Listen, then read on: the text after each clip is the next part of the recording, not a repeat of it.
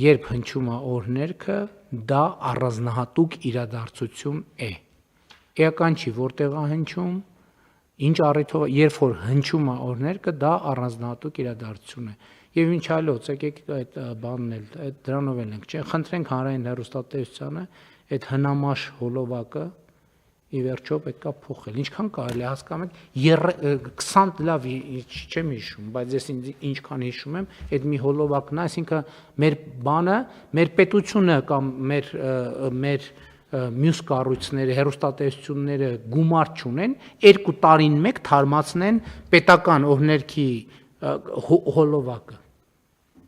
Սա վերաբերմունք է, չէ՞։